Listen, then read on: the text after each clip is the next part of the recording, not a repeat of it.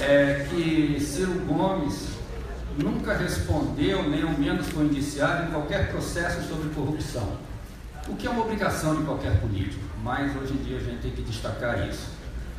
Então nunca foi processado, né?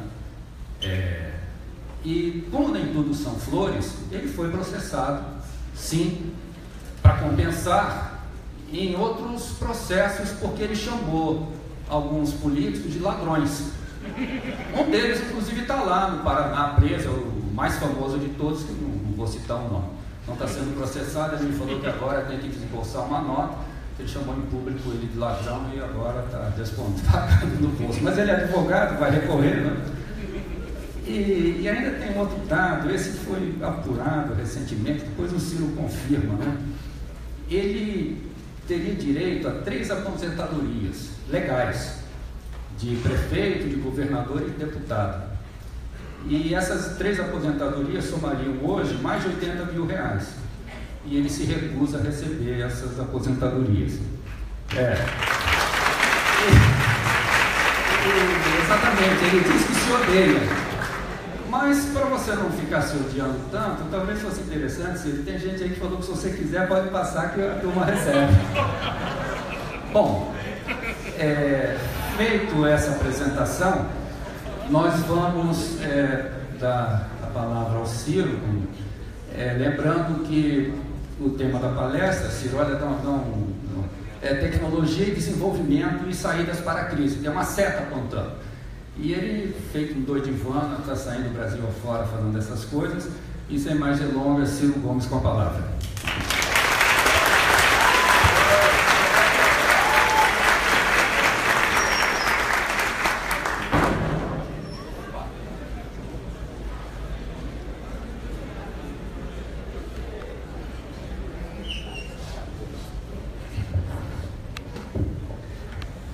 Muito bom dia a todas e a todos. Estou aqui organizando, depois dessa apresentação do currículo, organizando as ideias aqui um pouco. Eu quero, muito agradecido e honrado pelo privilégio de estar aqui, numa instituição que o Brasil inteiro admira, respeita e quer imitar. Nós não será sempre que reivindicamos os nossos Cefetes, mas sempre pedimos que fosse como o Cefet do Rio de Janeiro.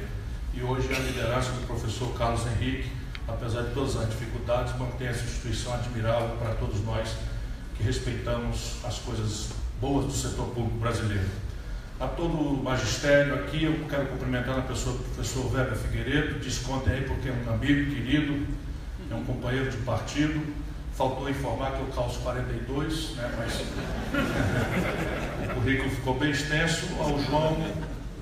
Ao João que organizou e a Érica, junto com todos, muito obrigado a vocês pelo privilégio.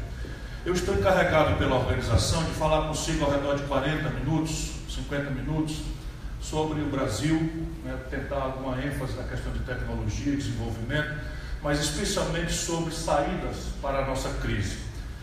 E ao cabo desses 40 minutos eu tentarei responder perguntas, questionamentos, sem qualquer tipo de reserva, ouvirei antagonismos, enfim, porque eu acredito, e é com isso que eu começo a minha reflexão hoje, que nós precisamos desesperadamente fazer o Brasil parar um pouco para pensar.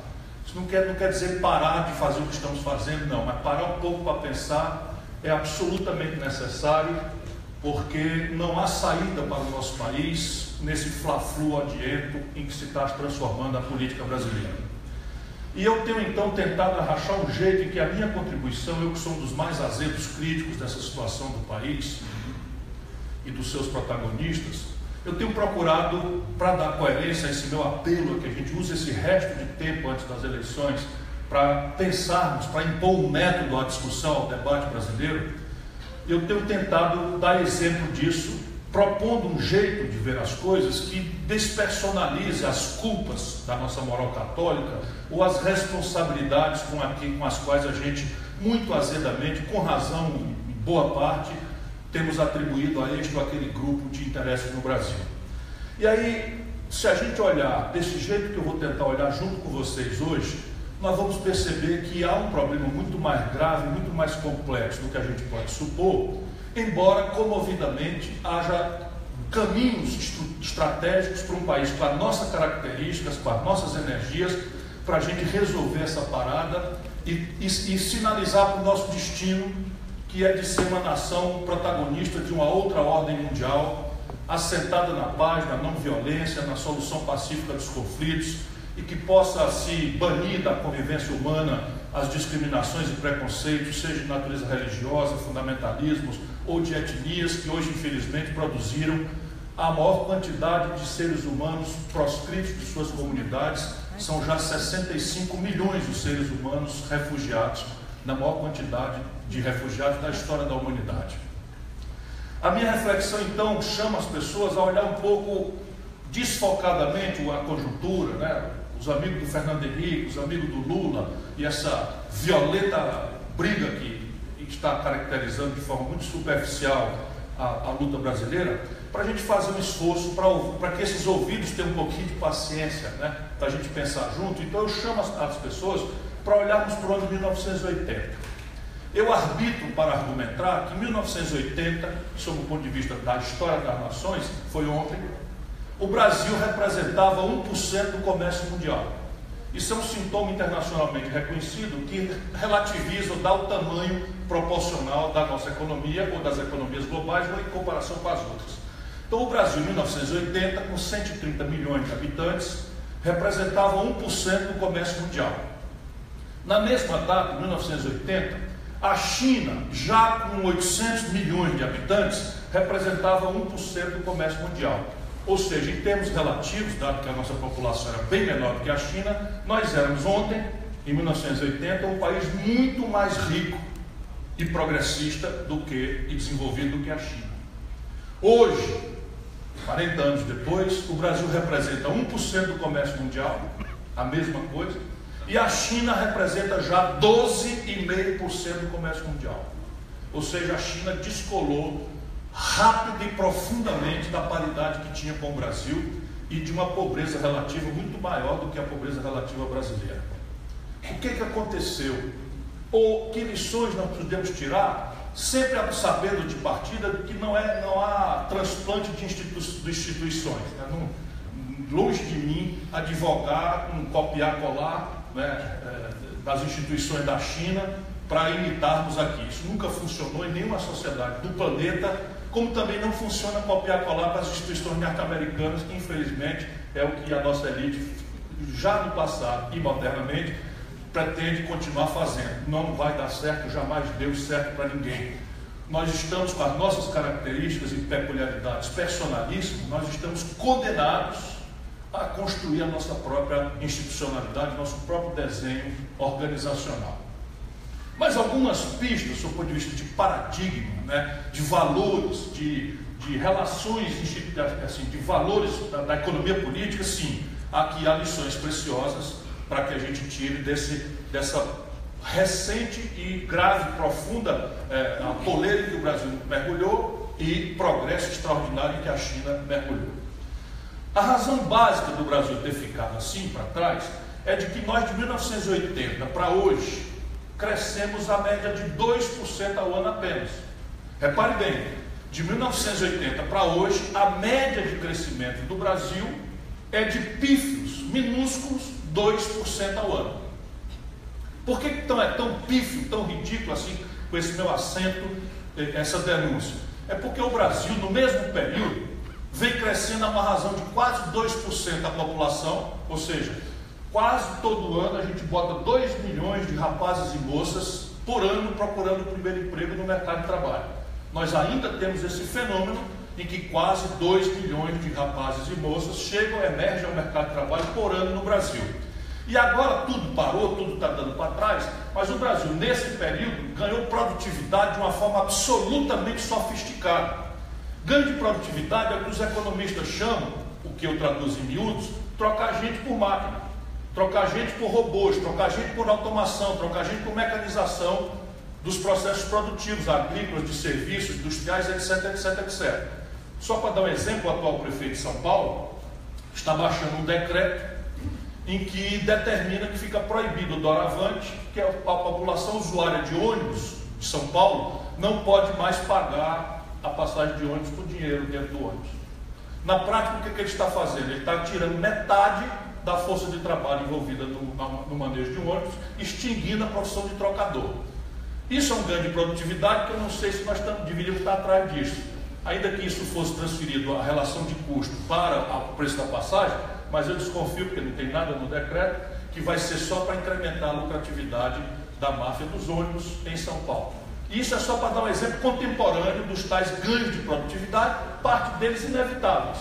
Por exemplo, uma colheitadeira de cana-de-açúcar tira 76 homens do trabalho tradicional, e esse não é um trabalho que a gente deva defender, penso eu, apesar de me lembrar da Luana Berdinazzi, que era uma cortadora de cana, porque eu tive grande amor e paixão. Só o mais velho sabe o que eu falei. Isso era uma novela que a Patrícia Pilar protagonizou como uma cortadora de cana. Pois bem, agora tem que organizar de novo as ideias. Aí outro dia o Cauã disse assim, mais um envolvido na operação carne fraca, Ciro Gomes. Eu passei 10 segundos para entender, mas aí que eu entendi que a carne é fraca nesse sentido. É só brincadeira. Então repare bem, o Brasil, entre jovens que chegam ao mercado de trabalho e esse pulso de modernização, aspas, de ganho de produtividade, produz um volume estressante de gente procurando trabalho e não encontrando. Resultado prático hoje, e é em homenagem a eles, que eu saio de casa todo dia de manhã para brigar na rua, nós já somos 14.300.000 pessoas desempregadas no Brasil hoje. Vamos a 15 milhões esse ano, nada se fará para evitar isso, na linha que essa gente louca de Brasília está trilhando na gestão da nossa economia. Já são quase 9 milhões os brasileiros empurrados para a informalidade, para o descarte, para o trabalho de rua, sofrendo todo tipo de constrangimento e, evidentemente, desfinanciando a ordem urbana, desfinanciando a previdência, o mercado formal de trabalho, etc, etc, etc.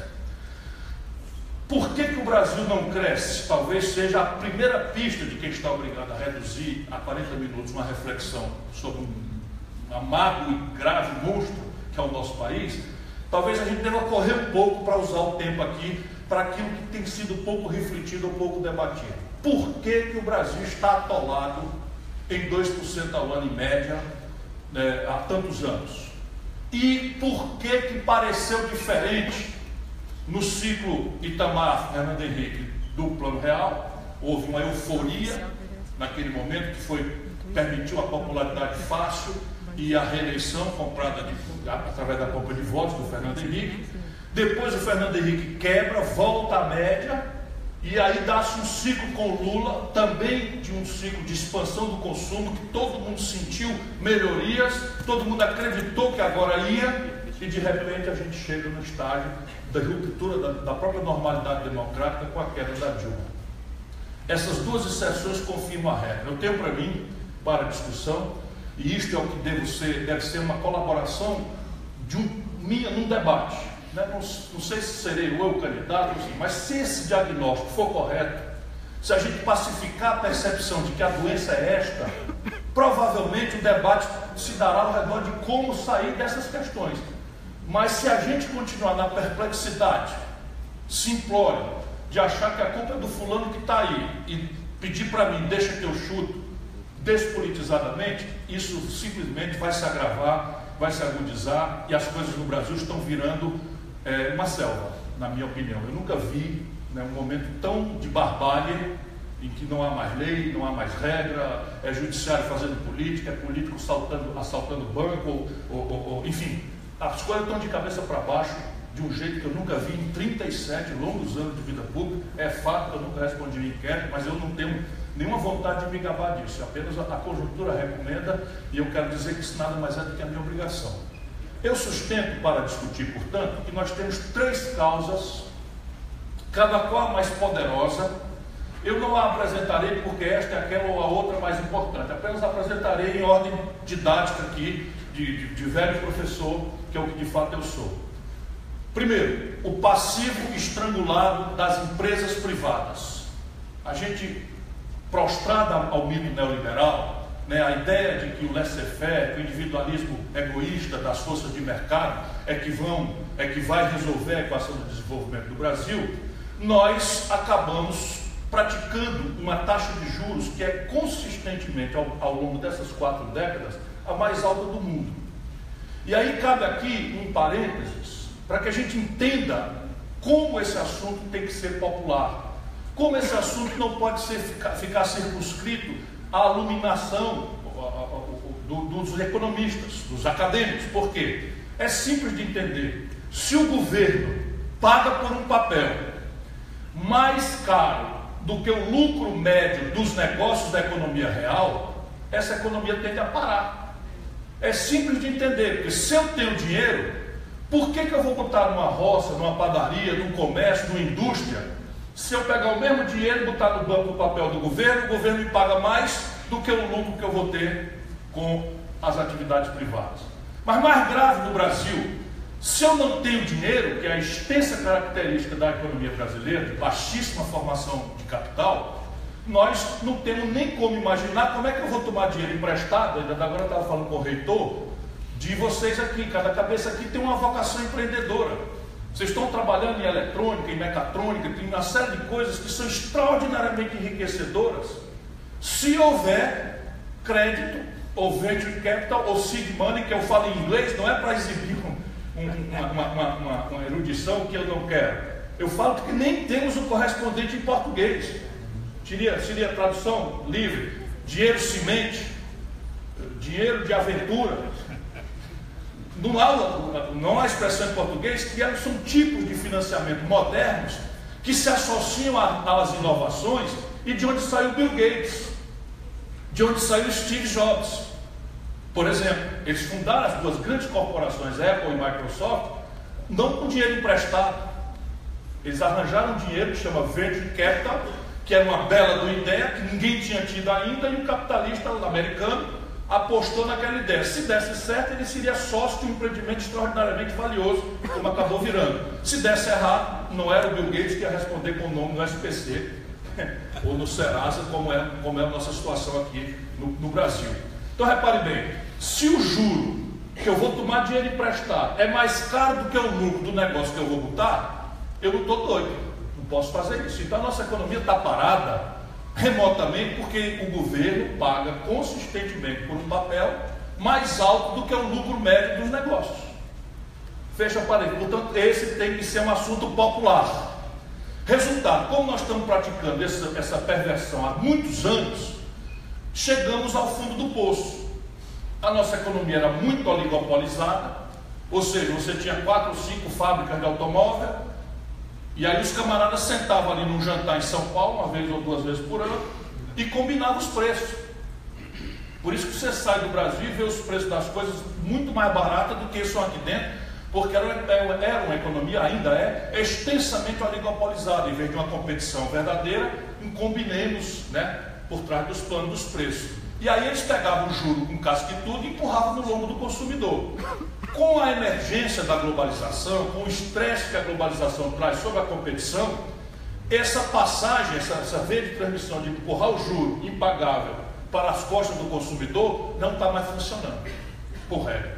Resultado prático: nesse momento, o Brasil, as 300 maiores empresas de capital aberto, cujos balanços são públicos, não fizeram caixa no último trimestre, sequer para pagar a prestação vencida no mesmo período dos bancos. Então, daqui, desse mato, não sai coelho. Desenvolvimento é consequência de investimento. Se o setor privado está colapsado no passivo, não tem investimento de 1 centavo, não vem crescimento econômico. Não adianta Meirelles, Michel Temer, por licença dar uma palavra. Olha, Temer, leva a família junto. E leva a tua quadrilha junto. Isso aqui nada tem a ver com a presença do reitor, que não tem culpa das minhas rebeldias e maleducações. Mil perdões. Voltemos aqui à nossa reflexão do dia. Então repare bem, não adianta wishful thinking, não adianta vai crescer, não vai crescer de jeito nenhum. Primeira razão, tentei descrever resumidamente, o colapso privado. O segundo problema tem a ver com vocês imediatamente, agora, na veia. Portanto, prestem bem atenção quando forem se movimentar para não pisar em quem não merece ser pisado. Mas repare, o segundo vetor é o colapso estrondoso da conta pública. O Brasil, nesta brincadeira estúpida, está vendo a sua receita despencar por conta da maior depressão da história econômica do país. Não é recessão, é depressão. Nós caímos 8% da economia em 24 meses. A renda per capita brasileira caiu mais nesses 24 meses do que em 10 anos de recessão econômica da chamada década perdida dos anos 80. É selvagem. O brasileiro médio empobreceu 9,2% em 24 meses. Nunca houve isso na história desse país, nada parecido. Na Grande Depressão de 29, que foi a primeira grande crise do capitalismo moderno, pós-industrial, ou pós-guerra, ou pós a Primeira Guerra, e que gerou provavelmente como causa concorrente a Segunda Guerra, não houve nada parecido com isso. Foi menos de 4% a queda de renda per capita. Nós perdemos 9,2%. Os pais de vocês que já estão no trabalho, por média, empobrecemos 9,2%. Isso é uma coisa sem precedente na história do Brasil. Pois bem, como é que vai ficar? Vai ficar assim, o que está orçado esse ano, e a gente sabe que é uma distância imensa entre o que está planejado nos orçamentos públicos e a realidade, mas vamos admitir, para argumentar que o que está orçado no Brasil vai ser praticado. Nós vamos ter que a União vai investir 0,4% do PIB, menos de 0,5% do PIB, e os estados e municípios que resta condição de alguma liquidez, o Rio de Janeiro tem a minha fraterna e filial solidariedade, o Brasil inteiro olha com grande dor o que está acontecendo, porque esse estado todo mundo meio que se sente, né, memória da capital, todo mundo meio que se sente meio carioca. Eu morei 18 anos aqui no Rio e fico com dor no coração de ver como pode o Rio de Janeiro ter ido ao fundo do poço da degradação. Mas isso é um sintoma do que eu estou dizendo a vocês. Rio Grande do Sul também está quebrado, Minas também está quebrado, São Paulo, se não fossem os favores que só São Paulo consegue da União, também está quebrado, né? Por exemplo, pagou agora o liminar sem pé nem cabeça, passou 8 meses sem pagar a dívida. Se o Rio de Janeiro tivesse uma liminar igualzinha a de São Paulo, com a mesma lei, e passasse 8 meses sem pagar a dívida, vocês estariam com os funcionários do Rio estariam com salário em dia. Só para vocês terem uma ideia, o Lula superfaturou a compra da nossa Caixa pelo Banco do Brasil em 2 ou 3 vezes. Mandou lá uns 8 bilhões de reais para São Paulo, que vai com esses favores que só eles conseguem, né, atravessando. Então. Mas tem 17 estados brasileiros quebrados, com a receita líquida inferior à despesa corrente líquida. E isso nos traz, então, que sobram de toda a União, estados e municípios, 1,6%, 0,4% do PIB da União, o menor volume desde a Segunda Guerra Mundial, e 1,2% da soma de todos os estados e municípios juntos. Só para vocês terem ideia de quanto isso é exíguo, o Lula, no primeiro mandato, investiu 1,75% do PIB. Só o governo federal. E nós agora estamos em 0,4%.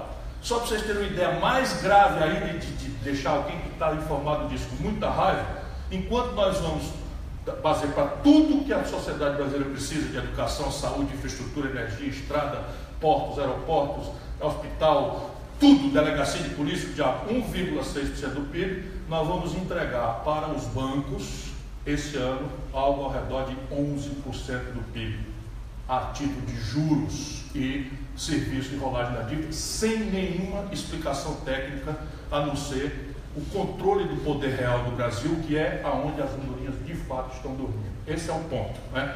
Então aqui está outra razão pela qual o Brasil está proibido de crescer: não tem investimento público. E agora nós chegamos ao terceiro e mais intrincado problema, porque aqui já consulta coisas mais complexas, mas se a gente entender que esse diagnóstico é correto, a pista é generosa do que a gente pode fazer para superar.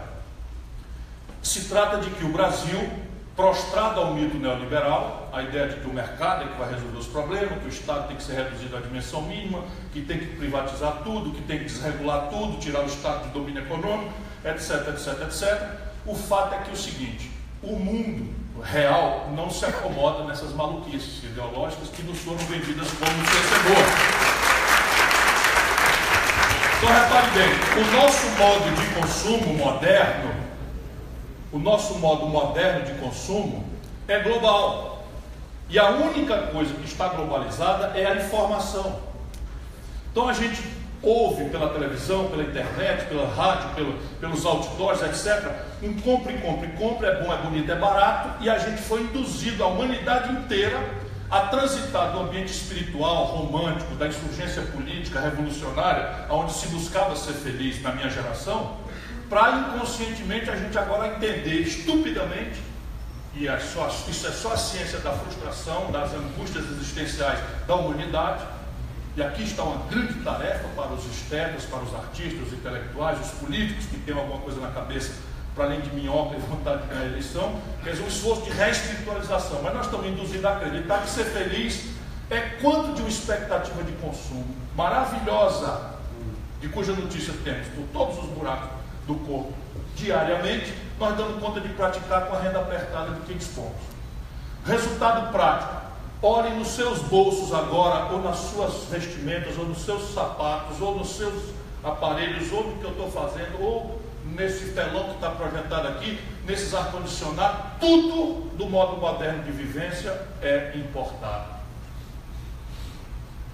O Brasil abriu mão de ter um projeto nacional de desenvolvimento, passou a ser induzido a acreditar, não é, de que o mercado é o milagreiro que vai produzir a solução, e nós então não temos mais política industrial de comércio exterior, nós não temos política nacional de ciência e tecnologia que preste, nós não temos uma política nacional de compras governamentais, e deixamos todos os grandes desafios do nosso desenvolvimento na mão do laissez-faire, na mão do mercado do individualismo egoísta. Resultado prático: o Brasil produziu um desequilíbrio estrutural crescente nas nossas contas com o estrangeiro. Porque repare, você tem 80% do valor de um carro parado aí fora, de estacionamento, são importados. Ele pode ser montado aqui no Rio, pode ser montado na ABC em São Paulo, pode ser montado em Betim, Minas Gerais, mas 80% do valor desse carro, na mecatrônica, nos eletrônicos, enfim, nas coisas ali que tem valor agregado, vem do estrangeiro, que a gente tem que pagar em dólar. 80% da química fina, dos remédios que a gente toma, são importados do estrangeiro. As fibras, para fazer as roupas mais, que não se amassa tanto, que conseguem não sei o que e tal, importadas, são polímeros importados, etc. Aí você tem todos os bens de capital importados, aí você tem toda a microeletrônica importada, toda a telecomunicação importada, toda a informática importada, a explícita ou a implícita, né? Tudo importado. Resultado prático: a última vez que o Brasil cresceu um pouquinho, que foi ali no ano 13 com a Dilma, o Brasil apresentou um buraco nas suas contas em dólar com o estrangeiro, na conta de manufaturado, de 124 bilhões de dólares. Isto aqui é na conta de manufaturado, ou seja, o que é que o Brasil industrializa e manda para o estrangeiro, e o que é que o Brasil compra de industrializado do estrangeiro para cá para dentro. 124 bilhões de dólares com o buraquinho, quando o Brasil cresceu na média 2%. Porém, o problema não acaba aqui. Você tem outras rubricas do balanço de pagamentos com o país, e isso também é popular. Nós não podemos deixar isso para ser assunto só porque a Globo não deixa o povo entender, e as outras também não, para não ser só a Globo. Nós precisamos ajudar o nosso povo a entender. Porque o Brasil abriu mão de ter uma marinha mercante.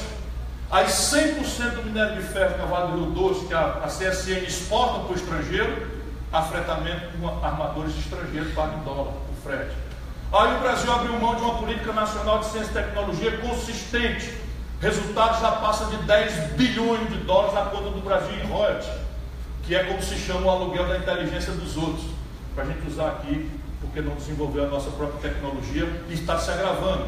O Brasil abriu mão da sua estrutura de resseguros, aí nós estamos internacionalizando toda a estrutura de seguros, paga em dólar. E o problema aqui não é nacionalismo xenófobo, o problema aqui é o seguinte: é que você não tem dólar para pagar. Então você tem um desequilíbrio estrutural, que quem vinha pagando eram os satanizados agronegócio e o complexo mineral, né? A nossa amiga Marina, que é gente boa, não duvido não, mas ela bota ali, não duvido, é boa pessoa, eu não quero misturar ela com essa outra raça. Mas a Marina, eu estou puxando ela para vir discutir isso. Eu não estou falando que ninguém está autorizado a fazer trabalho escravo, nem depredar o meio ambiente, peraí, de jeito nenhum. Mas olha aqui, 124 bilhões de dólares de déficit na balança de pagamentos mais 100 bilhões de dólares nas outras rubricas, quem é que vem carregando a conta? O pessoal da mineração e o pessoal do agronegócio. Só que tem o seguinte fenômeno: quando o Lula terminou o mandato, nós estamos vendendo uma tonelada de minério de ferro por 190 dólares.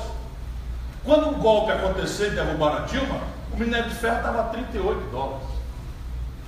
Quando o Lula entregou para a Dilma, o Brasil estava vendendo um barril de petróleo dessa estúpida política neoliberal de vender petróleo bruto barato e importar derivados, diesel, lubrificante, gasolina, em dólar caro. Então, nessa política imbecil, entreguista, que estão agravando com esses canários que estão dirigindo a Petrobras modernamente, o que está acontecendo? O Brasil vendia a 110 dólares o barril quando o Lula entregou para a Dilma. Quando a Dilma foi derrubada, nós estamos vendendo um barril de petróleo por 30. Resultado, lá atrás com o Lula, o agronegócio dava 100 bilhões de superávit e empatava nos 124 bilhões. Com o juro alto, a gente quebrava o galho do resto. Com a Dilma, esses preços caíram, despencaram, o Brasil apresentou a fatura exposta. E veja como o filme é velho. E eu estou terminando essa etapa da nossa conversa hoje. Veja como o filme é velho. Por que eu falo em taxa de câmbio? Por que eu falo em dólar se o povo não compra dólar? Porque o dólar, nós aprendemos isso com o real, é um preço relativo que contamina todos os outros preços. Quer ver? A gente não compra dólar, mas a gente come pão de manhãzinha ou vai na Guanabara e come uma pizzazinha, né? Come uma pizza. Pão e pizza é trigo. O Brasil não produz trigo suficiente, então nós temos que importar trigo. Se eu precisava, como era no fim do governo Lula, de R$1,75 para comprar $1 de trigo, e quando a Dilma caiu, eu passava a precisar de R$4 para comprar o mesmo dólar de trigo, o preço do pão e da pizza sobe. Eu precisava de R$1,75 no fim do governo Lula para comprar $1 de Tilenol, ou de outros remédios, ou de meio de diagnóstico médico, etc, etc. Quando a Dilma caiu, eu precisava de R$4 para comprar o mesmo dólar de remédio. Resultado, dos remédios, todos os preços sobem. E assim generalizadamente, a gente não compra dólar, mas anda de ônibus. O principal insumo da passagem de ônibus é o óleo diesel. Então eu não compro dólar, mas eu pago o ônibus. Só que eu precisava de R$1,75 para comprar $1 de diesel. Eu passo a precisar, quando a Dilma foi derrubada, de R$4 para comprar o mesmo dólar de diesel. Resultado, fomos para a rua em 2013 reclamar, né, do aumento das passagens, manifestação, etc, etc. Por isso que eu estou pedindo para a gente agora tomar cuidado onde é que a gente pisa. Porque isso vai se agravar de uma forma dramática no Brasil. Aqui vai faltar dinheiro para pagar os terceirizados. Não quero fazer terror. Mas com essa emenda que fizeram, vocês vão começar a ver banheiro quebrado sem conserto. Porque fizeram uma emenda que simplesmente não existe em nenhum lugar do planeta. Dissociaram a despesa pública da receita e proibiram todas as despesas correntes, menos juro, cresçam acima do nominal mais a inflação. Vocês entenderam? Ninguém se mexeu, ninguém fez greve, ninguém quebrou uma vidraça, ninguém tocou fogo em nada, nem pacificamente, mas revogaram a Constituição de 88 na nossa barba. Como? Revogaram a Constituição de 88. E isso, mal comparando, para alguém que me deu essa metáfora, e ela eu reproduzo, ela é muito drástica, mas é do que se trata. Nasceu um cachorrinho de 1 ano e o dono resolveu botar uma argola de prata no pescocinho do bebê, do cachorrinho, e disse para ele: meu filho, você vai ficar enfeitado com essa argolinha aí por 20 anos. Resultado, evidentemente, que o cachorrinho vai crescer e a argola vai decapitar o cachorro. É cruel a metáfora, mas é do que se trata. E isso tudo está acontecendo na cara da freguesia. Voltando então à questão estratégica. Se eu tenho que a economia brasileira não cresce desde 1940, como é que eu explico as exceções? Eu explico, e a gente termina aqui, basicamente para confirmar a regra, para vocês verem como o filme é velho. Quando o Brasil, com Itamar Franco, fez o real, eu estava lá, fui ministro da Fazenda, ajudei a fazer o real, nós encerramos do dia para a noite um tributo. Sim, a inflação do Brasil não era uma doença da moeda como é nos manuais de economia. Por isso que não adianta a gente ficar copiando a lição dos outros. No Brasil é tão canário uma fração da nossa elite que passou a ganhar com a inflação. Via correção monetária, via títulos públicos indexados, etc, etc. Resultado prático, a inflação, que no mundo inteiro se acaba em 2, 3, 4 anos, em rupturas políticas importantes, no Brasil durou quase 40 anos, porque era um mecanismo de ganhar dinheiro. Quer ver? Eu explico para vocês. Eu era governador do Ceará e fiz um acordo com os funcionários, que é a minha primeira despesa, para reajuste trimestral com base em 100% da inflação, e iam negociar comigo só benefícios a maior. Virei o herói do servidor público. Mas eu peguei, por lei, criei uma conta única e indexei diariamente todas as minhas receitas. Com inflação de 25%, eu ganhava 25% na moleza só do título público aplicado no banco, sem precisar especular com nada, só porque o saldo eu só pago no fim do mês. Então, que dia que eu ia querer que a inflação acabasse no Brasil, se não fosse um sólido compromisso ideológico que eu tive? Então, quando a Câmara encerrou-se o imposto inflacionário do dia para a noite, você explodiu um boom de consumo felicitante, né? A população ficou toda crente de que agora vai, e fica todo mundo endeusando o cara que fez isso, e o Fernando Henrique cuidou logo de fazer uma estrutura de propaganda para desmoralizar o Itamar, que ele tinha medo que o Itamar viesse contra ele, e tal, e quem bancou o risco político da inflação derrubada foi o Itamar, e o Fernando Henrique substituiu o projeto estratégico pela popularidade fácil do ciclo de consumo sustentável. Quando chega no fim do mandato, quebrou o país 3 vezes. Ainda escapou da reeleição, porque conseguiu manipular todas as televisões brasileiras. Ninguém fez um debate na maior democracia eleitoral do mundo. A mim não me engano, nenhum deles. Eu era candidato, anticandidato em 98, que eu ia desmascarar o Fernando Henrique, ia anunciar para o país, como eu acabei anunciando. Quem quiser olhar no YouTube as minhas conversas com a Miriam Leitão, assim, de rir hoje, de rir muito, né? Porque eu dizia, vai quebrar, ela me chamava de terrorista. Não deu outra. Chegou 99, ganhou a eleição, o país quebrou, o desequilíbrio estratégico fez com que o câmbio saísse vamos dizer, de 1 por 1, mais ou menos, que estava, para 3, quando o Lula tomou posse, estava em 4, e aí deu a passagem para o Lula. Na época, só para vocês verem, meu companheiro, só para vocês verem, como o Brasil precisa cultivar um pouquinho a memória. Nesta data, o PT criou um movimento fora FHC, e o Lula assinou um pedido de impeachment do Fernando Henrique e foi entregar na Câmara Federal para o então presidente da Câmara, Michel Temer. Vocês acreditam? 1999 de janeiro. Depois vocês vão para o Google, porque parece piada. E eu dizia para o Lula, não faça isso, meu irmão. Isso não é remédio para governo ruim, não é impeachment. Na hora que a gente legitimar um caminho desse, eles vão fazer contra nós. Escrevi artigo na Folha de São Paulo, o diabo, porque está tudo guardado aí. Está tudo guardado. É problema de ser velho, de ter experiência. Pois bem, vem o ciclo PT. Por que o Lula bomba? Evidentemente que eu não estou tirando o valor nem do Fernando Henrique, nem do Lula. Mas o Lula bomba de novo porque era aquilo que eu já descrevi. O desequilíbrio estrutural do Brasil com o estrangeiro foi completamente anestesiado pelo boom dos preços das commodities. Então a China pagava $190 o minério de ferro, pagava $110 o barril de petróleo, a soja multiplicou por 250%, o milho por 300%, e aí foi mascarado o ciclo. Com a crise de 2008 repercutindo na China, a China se retrai do mercado, deixa de crescer 14%, 15%, passa a crescer 5,5%, 6%, os preços despencaram.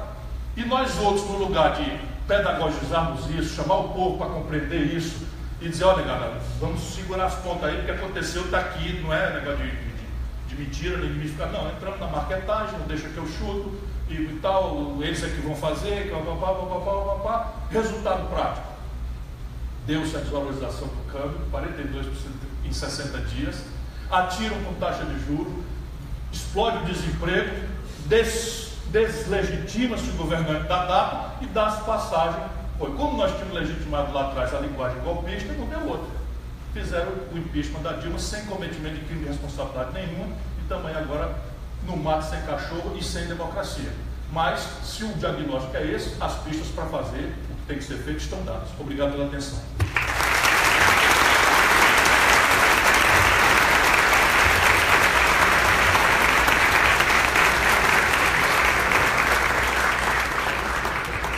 Obrigado, Ciro, pela excelente palestra. Fique à vontade. Para não ser delicado com todos, não dizer nomes aqui das pessoas que estão presentes no auditório, eu queria agradecer a presença dos políticos aqui presentes, agradecer a presença dos servidores, dos professores, dos alunos e dos convidados, todos eles aqueles que são externos à instituição. Para a gente fazer uma dinâmica um pouquinho mais rápida da nossa palestra hoje, nós pedimos que fossem enviadas algumas perguntas do qual o Weber pôde catalogá-las. Não teve censura nenhuma, lógico, o Ciro não conhece nenhuma delas, e eu vou começar, na realidade, as perguntas a partir das perguntas já enviadas. Finalizado essa, se a gente tiver algum tempo, a gente passa para a plateia para que cada pessoa possa fazer a sua pergunta pessoalmente. Tá ok? Então, a primeira pergunta, Ciro, vem dos alunos do Cefet de Engenharia que projetam, constroem um protótipo de automóvel, mini Baja e o avião, o aerodesign. Ciro, fazemos parte de duas extensões, uma ligada à automobilística, Mudrunner Baja, e outra aeroespacial, Venturi Aerodesign, sediadas aqui no Cefet RJ, que é uma universidade tecnológica federal. E ainda assim, tem sido preocupante a situação do emprego para os formandos. O senhor tem algum projeto para a valorização dessas áreas na indústria nacional? Eu, de propósito, como eu tenho que escolher o que dá centralidade nos 40 minutos, eu faço um peso maior no diagnóstico. Se a gente está de acordo com o diagnóstico é correto, a terapêutica evidentemente se impõe. E se vocês lembram que um dos 3 impeditivos estratégicos ao redor do qual eu me demoro mais longamente é o desequilíbrio das contas do Brasil como estrangeiro em manufaturados, sucede daí que o Brasil tem que entrar numa dinâmica de política industrial e de comércio exterior. Tem que entrar numa dinâmica de substituição de importações. Tem que entrar numa dinâmica de germinar no Brasil o máximo possível do tal bom, bonito e barato ao qual nós referimos equivocadamente a nossa busca ansiosa e frustrante pela felicidade consumista. Aqui o caminho deve ser amplo e irrestrito. Onde houver excelência, é preciso criar as condições para que essa excelência prospere. E aí o empreendedor global, ele tem 3 características absolutamente não encontradas no empreendedor médio brasileiro. Por isso que a perversão neoliberal num país como o nosso é uma tragédia muito mais extensa do que pode ser na Europa, onde já é uma tragédia. Mas repare, quando a Inglaterra resolveu impor o thatcherismo, que é essa agenda do Temer agora, de aventar trabalho, de destruir sindicatos, etc, etc, isso lá nas décadas de 80, a miséria na Inglaterra, no Reino Unido, era de 1% da população, que poderia razoavelmente ser enfrentado por tais políticas sociais compensatórias. O pensamento progressista latino-americano prostrou-se a isso. Então nós aceitamos replicar o centro do modelo, que é perverso, hostil e produz insustentabilidade, inequidade e instabilidade, e inventamos, aí é muito peculiar, políticas sociais compensatórias de largo alcance, financiado em ciclos insustentáveis de ou fim do imposto inflacionário, plano real, ou ciclo de commodities exorbitantemente altas, nunca vistas antes. Por que a Venezuela está pegando fogo? Petróleo é $110, o Chaves ganhava todas. Por que o Maduro não consegue sair de casa? O cara é sério, não tem nada de é patriota, é bem questionado, gosta do povo e tal. Mas na Venezuela, pior do que no Brasil, eles adiam eternamente a confrontação patrimonialista, que tem um sistema tributário que não cobra imposto de ninguém. Então, um sistema tributário ridículo, e eles vivem de stop and go, dependendo dos ciclos do petróleo. Então, o petróleo vai a 110, os caras gastam por conta. O petróleo desce para 30, eles arrebentam. E o Brasil é um pouquinho mais diversificado do que a Venezuela, mas está nessa, entramos nessa daí. Por que o Evo Morales ia muito bem obrigado e começa a perder? Porque monocultura do gás, bombando lá em cima, e tal, depois cai, as commodities caem todas e tal, fica desfinanciado. Esse é um grande desafio, né, nosso, de ter um projeto autônomo, um pensamento nosso, compatível com as nossas realidades e potenciais. Mas eu ia dizendo para vocês, o modo de consumo global pede um tipo de empreendimento que por média não existe entre nós. São 3 as características para poder quem for empreender imaginar. Primeiro, ele opera em ponta tecnológica. Isto aqui não é mais uma opção. No passado nacional desenvolvimentista, que tirou o Brasil do nada para virarmos a 15ª economia industrial, as tecnologias se sucediam com grande paciência. 10, 15, 20 anos entre uma linha de montagem de um automóvel tradicional para a nova, para a inovação, é 10, 15 anos. Então o Brasil copiava ou trazia mesmo uma linha de montagem alemã, botava aqui e produzia um Fusca mais ou menos igual ao Fusca que rodava em Bonn, na Alemanha, por 10 anos. Agora não é mais assim. O impacto da tecnologia em preço, em produtividade, em aprazabilidade, na decisão de consumo é central, de maneira que atraso tecnológico não compete com ponta. Então só vale a pena empreender se for na ponta tecnológica. Esse é o primeiro desafio. Segundo desafio, financiamento globalmente barato. Hoje, na hora que eu estou falando com vocês aqui, se um estudante do Cefet de Tóquio tiver uma ideia, ele vai ao banco, toma 1.000 ienes emprestado e no fim do ano está devendo 930. Porque o Japão está há 8 anos com taxa de juros negativa.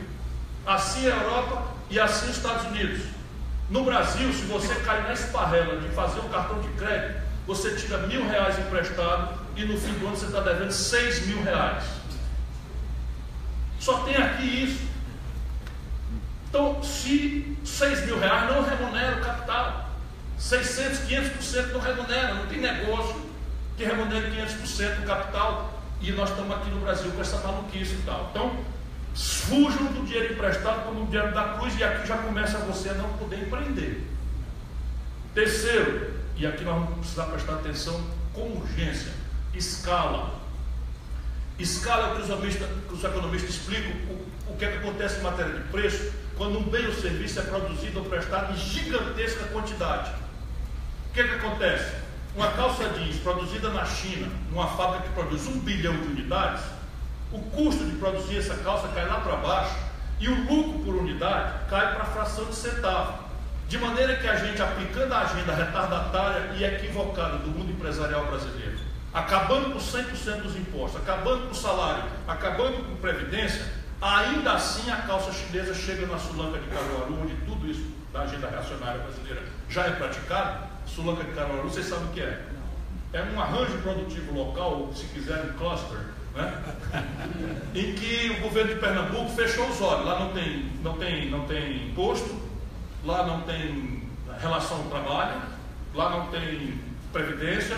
É um ambiente absolutamente informal em que as pessoas compram pano jeans de uma grande fábrica no Ceará, do Grupo Vicunha, e fazem calças jeans, camisa jeans, enfim, fazem outras confecções também. Portanto, lá, é só para eu provocar o empresariado brasileiro, a agenda empresarial já está atendida. Não tem tributo, não tem previdência, o trabalho formal não tem salário mínimo, nada. Nem tem jornada, nem fiscalização, nem coisa nenhuma. E há uma calça da China produzida com juros negativos. Sai mais barato lá na Sulanca de Caruaru. Simples assim. Então, evidentemente que a Alemanha não está perdendo a competição mundial porque tem o maior custo por hora trabalhada do mundo. Pelo contrário, a economia mais competitiva do planeta tem o maior custo por hora trabalhada do mundo. E não é por coincidência que ela é a economia mais competitiva. Tem a ver com massa salarial. Tem a ver com escala interna, porque todo mundo pode comprar bem, todo operário pode fazer 4 refeições, 3 refeições, todo operário pode tirar férias, todo mundo pode fazer. E aí a economia alemã ganha escala. No Brasil, nós estamos estrangulados no financiamento, retardatários na tecnologia e, por fim, trabalhamos em pequena escala. Então, é preciso que haja aqui mediações para uma transição. E isso tem a ver com venture capital, que eu falei antes. Isso tem a ver com sofisticação tecnológica. Isso tem a ver com uma distorção positiva das forças de mercado para, por exemplo, associar em concorrência cooperativa muitos pequenos. Eu já experimentei isso quando governador do Ceará. O Ceará era importador de 100% do mobiliário escolar, uma coisa trivial, carteira de estudante, de madeira. E aquilo, a tecnologia, nós mandamos pegar uma carteira daquela, desmontando com o apoio do Sebrae, fizemos perfil de papel. Eu botei o dedo no mapa do Ceará, São João do Aruaru, porque era o lugar mais pobre naquela data, e virou o polo moveleiro. O Ceará hoje é autossuficiente em móvel e virou exportador. Evidentemente que é muito fácil com móvel, eu quero ver em mecatrônica. Mas nada justifica, eu quero ver química fina, microeletrônica, eu quero ver química fina. 80% do Brasil, a União Federal vai comprar do estrangeiro 17 bilhões de dólares.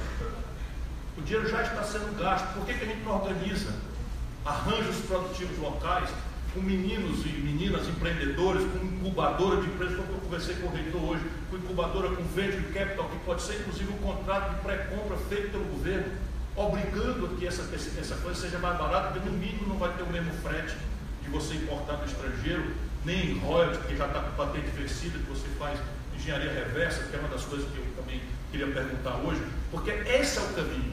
E evidentemente o mercado não vai fazer. Pelo contrário, cada hora que a gente tentar qualquer tipo de coisa, em automobilística, em aviônica, por exemplo, zero chance do mercado deixar. Nenhuma chance. Primeiro porque já está posicionado, né? E segundo porque ele pode praticar um dumping para não deixar nascer um competidor do mercado que é extraordinariamente visível como interessante como o mercado brasileiro. Se o governo não entrar, não houver uma política industrial de comércio exterior, não houver um esforço nacional de ciência e tecnologia aplicados, né, à superação desse hiato de desequilíbrio da conta externa, nós não vamos para canto nenhum. Isso é o que nós temos que impor ao debate. Todos os candidatos têm que refletir sobre isso. Todos. Não interessa, direita, esquerda, não sei o que. Isso é um problema. Evidentemente, a esquerda tem um pouco mais de compromisso humanista com a sorte dos mais pobres. Mas essa questão econômica aqui, isso tem a ver com a sustentabilidade da vida do país. Senão nós vamos ter ciclos de consumo insustentável, felicitante, seguido de rupturas e de volta para trás todo mundo, desce todo mundo do avião, né? Desce todo mundo de comprar carro, desce todo mundo de coisa, para depois o outro explorar de novo nesse ciclo maluco que nós estamos vivendo há tantos anos.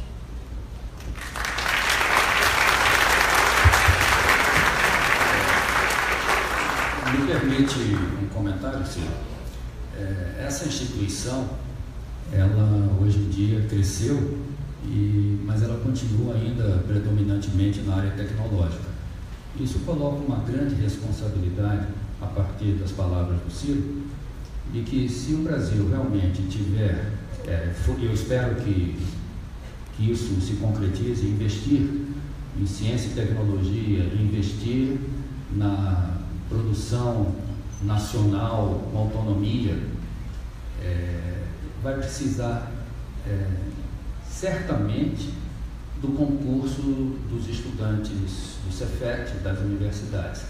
Não há desenvolvimento, não há nenhum país do mundo que tenha se desenvolvido que não tenha tido a base da ciência, da tecnologia e, claro, da cultura também.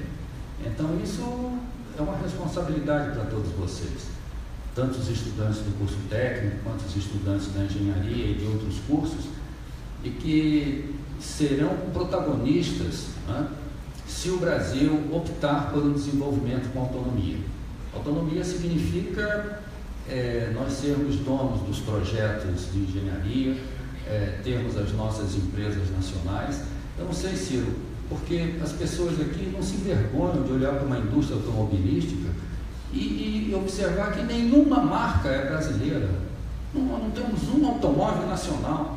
A indústria eletrônica, conforme você falou, desde o microfone, toda ela é desnacionalizada. E os brasileiros ficam assim, tudo bem. Entendeu? E aí vocês têm que reagir. E aí a reação começa pelo bom preparo intelectual, pelo estudo.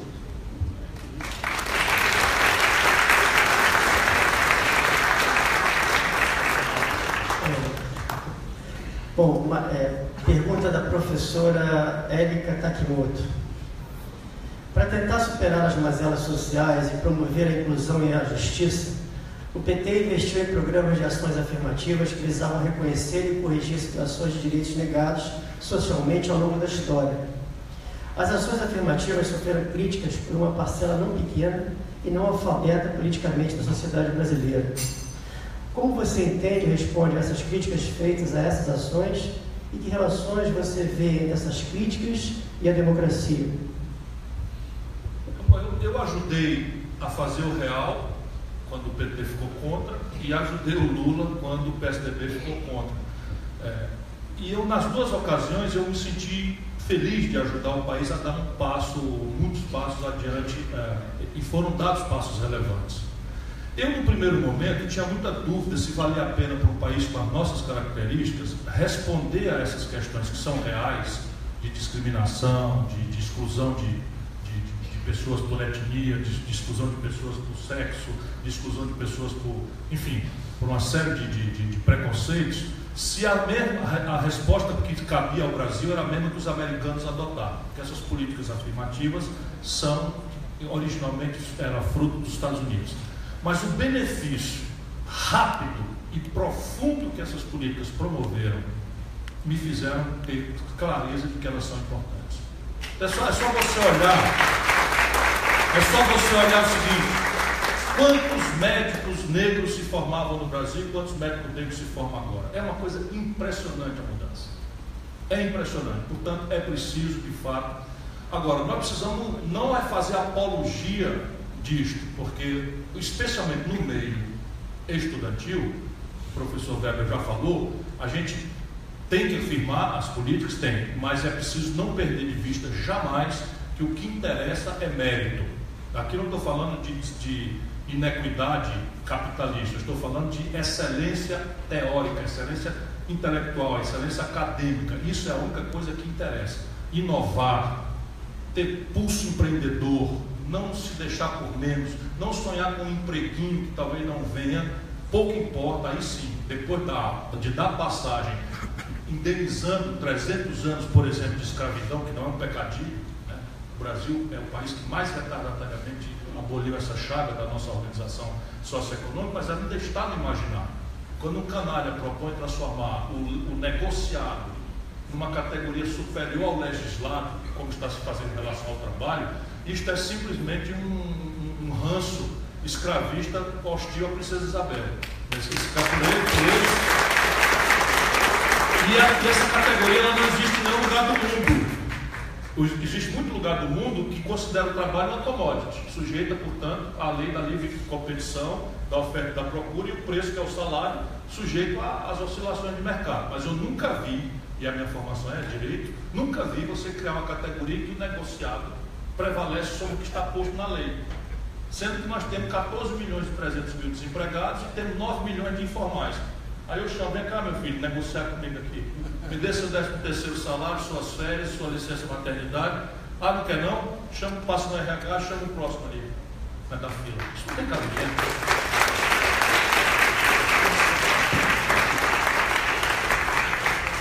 Eu vou fazer uma leitura de duas questões que são correlatas. Pergunta do Síndice Cefet-RJ.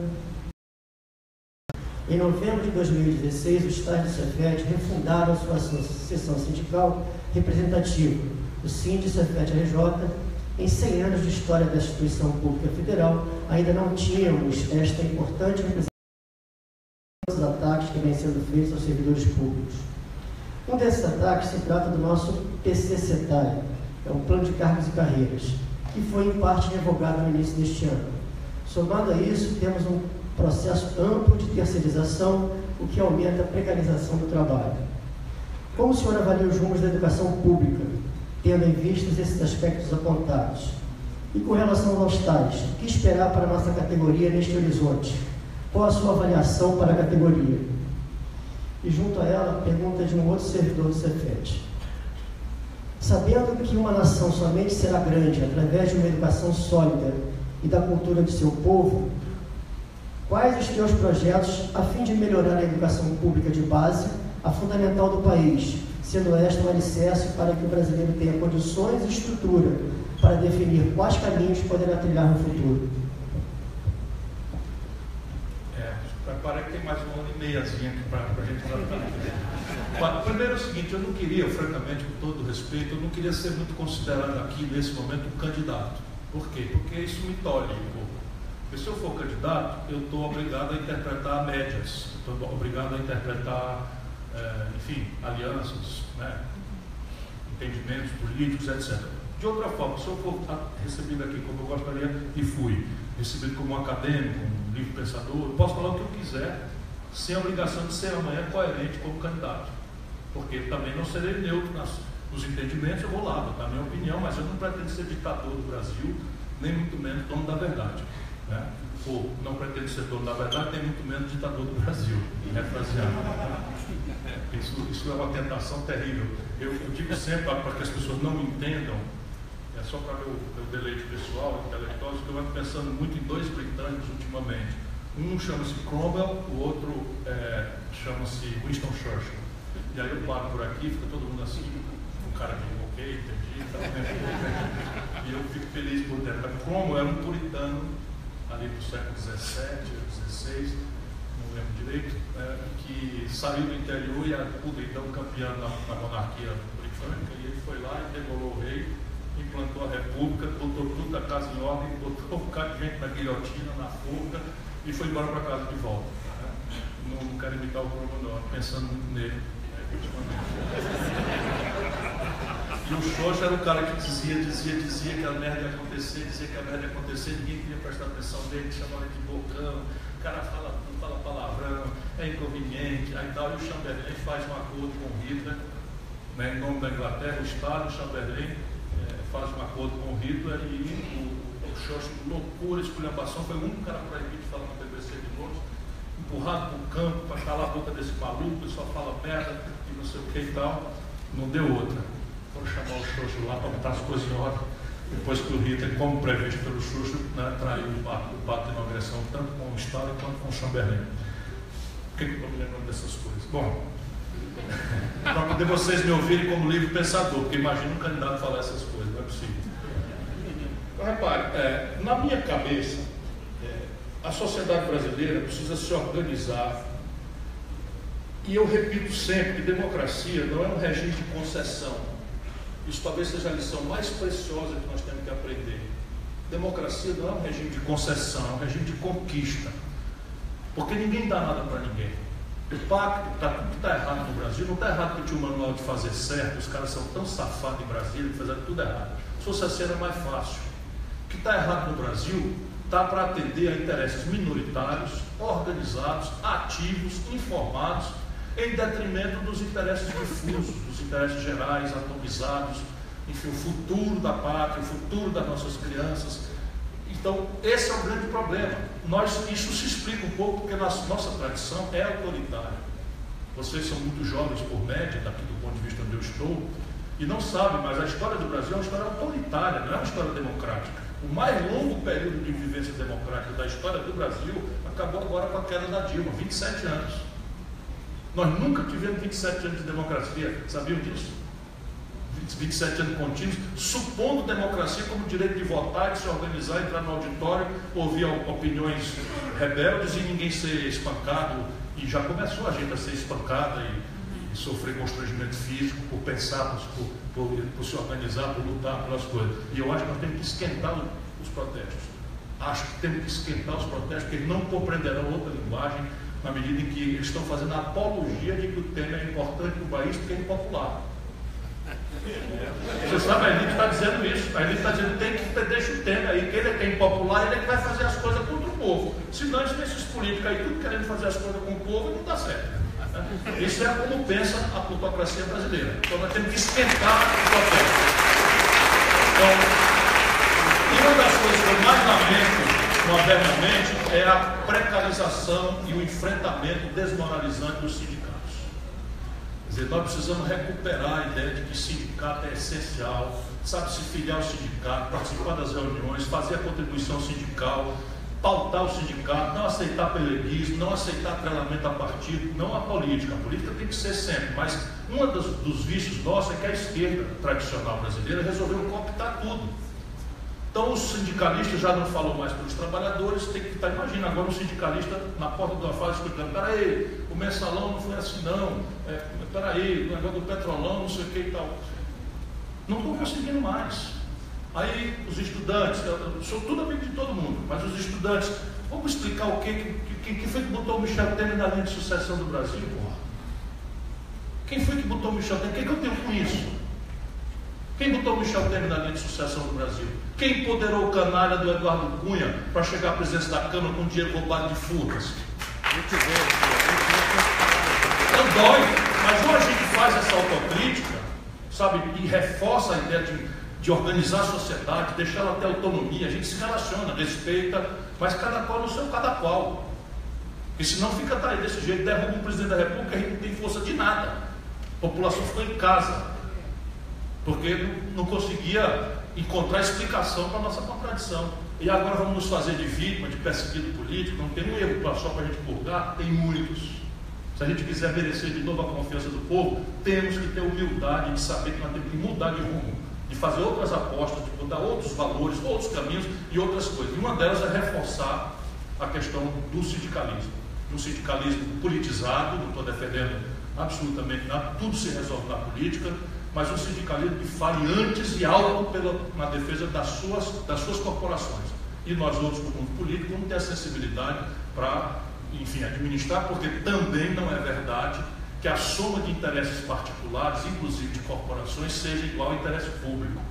Muitas vezes você tem que conversar e é preciso ter interlocução legítima. E isso é o que eu pretendo, em linha com o que eu já fiz a vida inteira. Eu não sou mais uma poesia. Aqui, lá, infelizmente, para o bem ou para o mal, eu sou ex-prefeito de capital, quinta cidade brasileira, ex-governador de um estado, comandei muitas corporações, a Receita Federal, que é extraordinária, foi minha subordinada, enfim, o Banco Central foi meu subordinado, são corporações importantes com quem eu tive essa relação de maturidade, de respeito. Meu governo nunca permitiu que a polícia saísse uma única vez sequer para reprimir o movimento social. Nenhuma vez foi necessário para mim. Mas eu me informava antes, tinha autoridade, não permitia ocupação de prédio público e negociava pessoalmente. Então, essa é uma vivência que também pode ser pesquisada na minha ideia. Mas a ideia de que o Brasil precisa se organizar, se politizar, é fundamental. Reforçar os sindicatos, reforçar as entidades estudantis, restabelecer o nexo de cabeça com base, para que haja uma interpretação fiel daquilo que está aí e a política vá para as suas contradições, para o senhor deixa por menos, ok, faz parte da vida, mas o sindicalismo não tem sentido mais.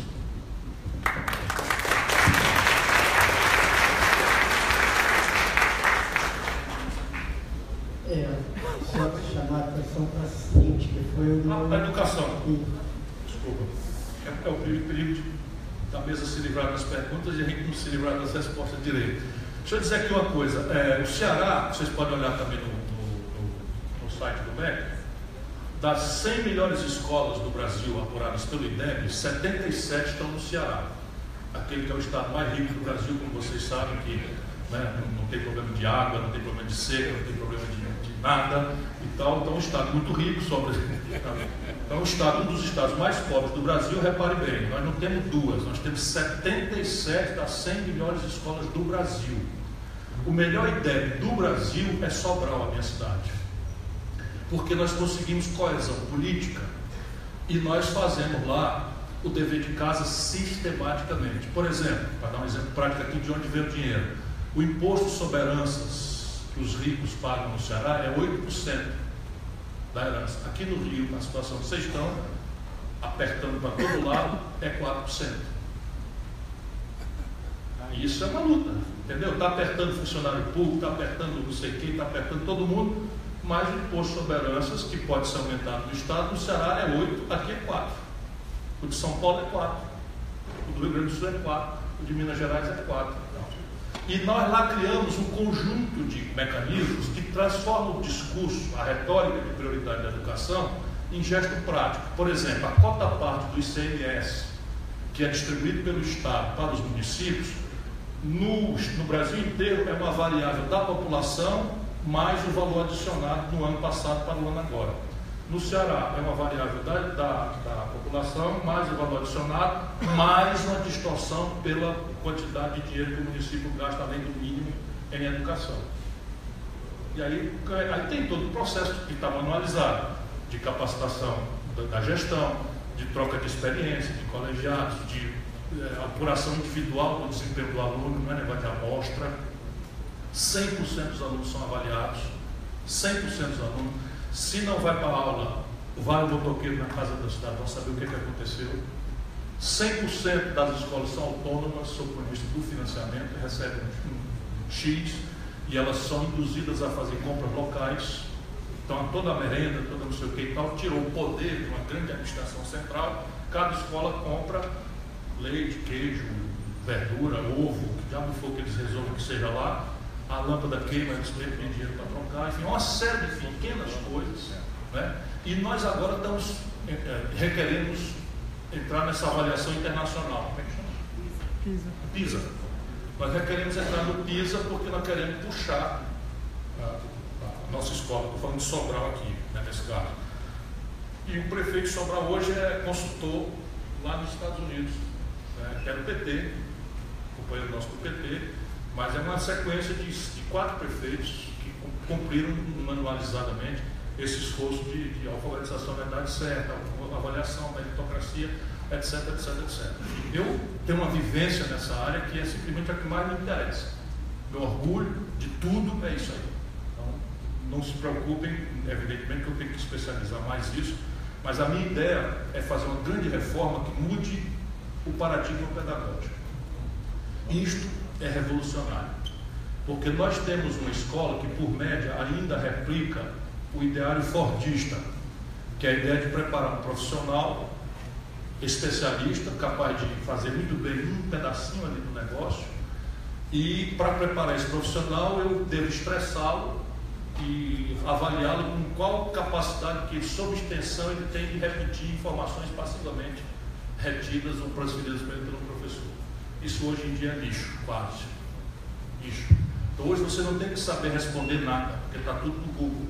Hoje você tem que saber perguntar para saber o que é que tem daquela montanha de lixo do Google, vale a pena ou não, e ao saber perguntar, associar duas informações existentes e ao associá-la de forma inovadora, criar uma nova informação. Isso tem a ver com jornada da criança na escola, isso tem a ver com matemática, isso tem a ver com uma série de coisas que a experiência prática que mais admiro, porque é a que produziu mais recentemente resultados de relativamente curto prazo, é a Coreia do Sul.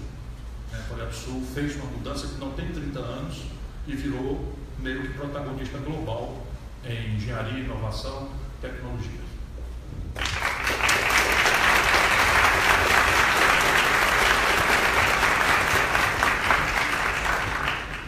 É difícil não te colocar como candidato aqui nas perguntas, né? Não, pode perguntar como candidato, mas eu estou respondendo como militante. Ok. Pergunta do DCE do CEPET-RJ, de Angra dos Reis. Caso seja candidato, caso seja eleito, qual medida tomaria em relação à PEC 55?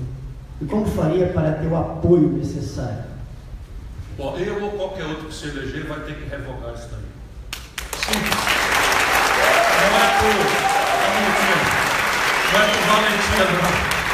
Não é por valentia não, porque isso é um negócio completamente tosco, que não foi estudado, não foi feita nenhuma simulação, isso não é praticável.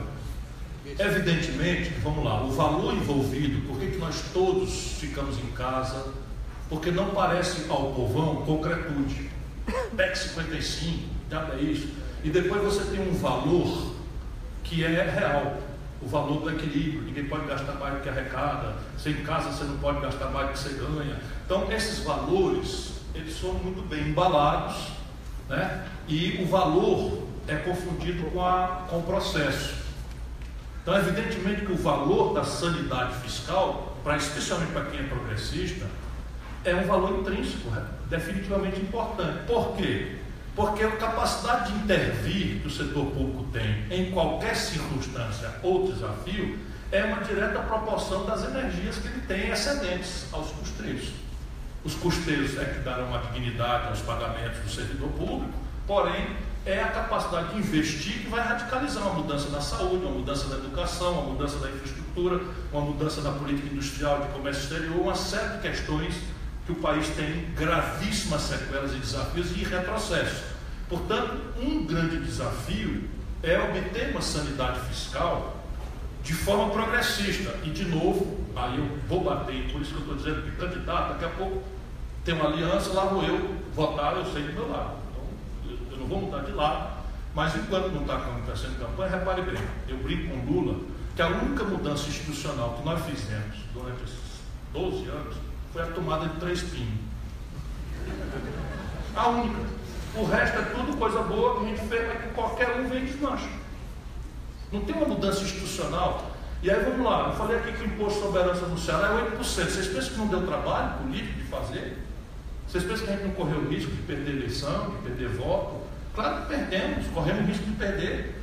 A gente ganha porque devolve para a população resultado prático, consequente, etc, etc. Mas repare bem, no Brasil, a reforma fiscal tem que se impor. E aí você tem o seguinte, o país não cobra tributo sobre retenção de lucros e dividendos. Só 2 países do mundo não cobram, o Brasil e a Letônia. Com todo respeito à Letônia, não me parece ser o modelo do Brasil. Estônia. Toda a vida eu troco para a Letônia, aí que a ofensa é grave mesmo. Aliás, eu preciso acabar com essa história, porque eu estava na Fundação Getúlio Vargas aqui. Se o Brasil não é uma Estônia, não sei o que, então a pessoa começou a rir aqui, todo mundo não vai dizer que tem uma pessoa da Estônia, no caso, essa aqui, né?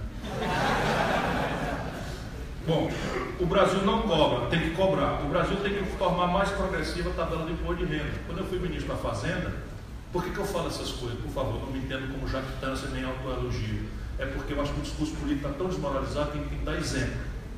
Então, quando eu fui ministro da Fazenda, eu criei uma alíquota de 35% e uma alíquota menor, mais baixa, de 11,5%. Para você esticar aqui a tabela e fazer os ricos pagarem um pouco mais do que os pobres.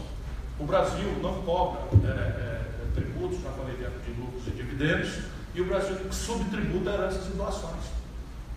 Então é preciso consertar a equação aqui de forma progressista, fazendo com que o sistema tributário seja mais progressivo e menos, ou seja, cobra mais de quem pode pagar mais e menos de quem pode pagar menos. Agora, isso daqui é assim, eu era deputado federal, Michel Temer presidente, Eduardo Cunha líder do PMDB, tudo no acordo com a minha turma. Imagina a minha vida como é feliz. Né? Os 2 me processaram, isso, os 2 prestigiados pela minha turma. Né? Minha turma, com quem eu me acompanhava isso. Né? Então, repare bem, num dia lá, eles votaram a revogação da CPMF. Subtraíram do dia para a noite 70 bilhões de reais dos cofres públicos. 70 bilhões. Pá, não mexemos em nada, não rediscutimos o pacto fiscal, nada. Tira 70 bilhões da Receita. 12 dias depois, regulamentaram a emenda 29, que determina 70 bilhões de reais a mais da União Federal dos custeiros de saúde. Ou seja, 140 bilhões de reais, menos 70 de receita e mais 70 de despesa, é muito dinheiro do orçamento americano. Quanto mais nessa sofrida da República. E eu votei contra um e contra o outro, não adiantou nada. Porque a sociedade, a patentada estava, a patentada ficou, porque todo mundo é contra imposto. Só no Brasil, se o Timai que dizia, pobre é contra imposto. Só no Brasil. Pobre é de direita. Pobre de direita. O Timai que dizia isso.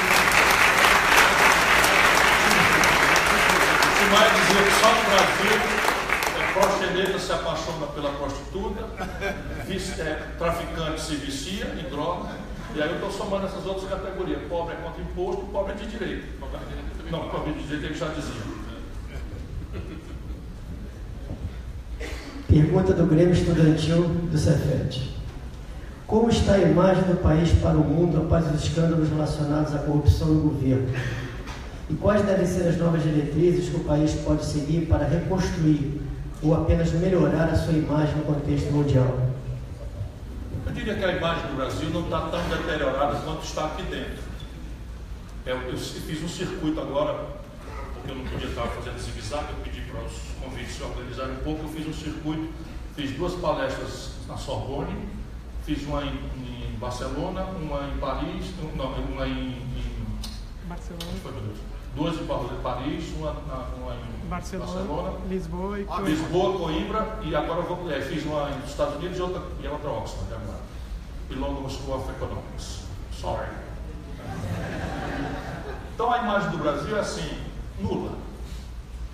Nula. O Brasil sumiu, ninguém fala mais nada sobre o Brasil. E aqui e ali sai a notícia da generalização da corrupção, não sei o que, papai, então é a única noticiazinha que está saindo, mas também já virou filme velho lá. Aqui é que tem um esforço enorme, enorme da plutocracia de desmoralizar a política como linguagem.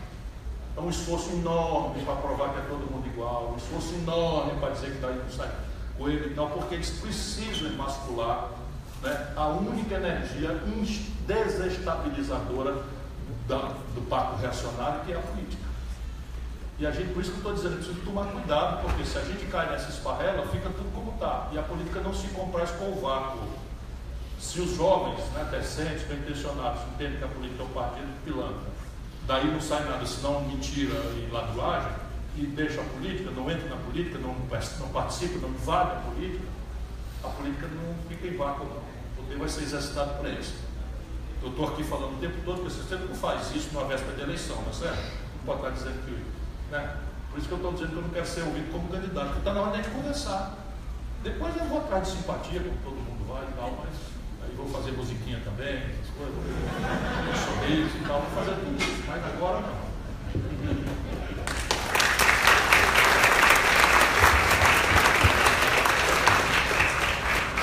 Bom, encerrada aqui as perguntas encaminhadas, a gente abre para a plateia fazer as perguntas aqui ao vivo.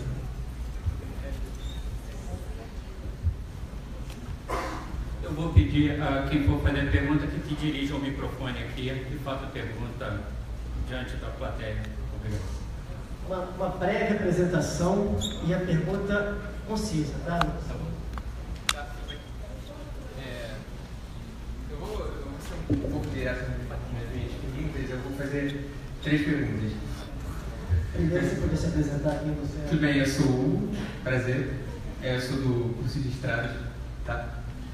Super famoso. Então vamos lá. São 3 perguntas, eu estou um pouco nervosa agora, Matheus.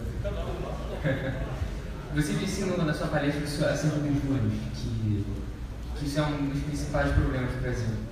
E como eu estava pesquisando um pouco sobre a Europa, e eles perdoaram, se não me engano, metade das dívidas para o governo. Você acha que isso é cabível aqui no Brasil? Você acha que isso é possível para diminuir o custo do Brasil com juros? A segunda coisa segundo tópico, eu acho que um dos principais problemas também é a participação da indústria nacional no mercado exterior. E eu acho que, por exemplo, nos casos de exportar petróleo e comprar produtos manufaturados, você já abordou. Você acha que é possível, viável, empresarialmente, você comprar, porque a gente não tem muitas máquinas de ponta, a gente não tem muitos funcionários. Você acha que é possível criar empresas brasileiras eficazes com algumas medidas do governo? E a última é... posso botar sua mão?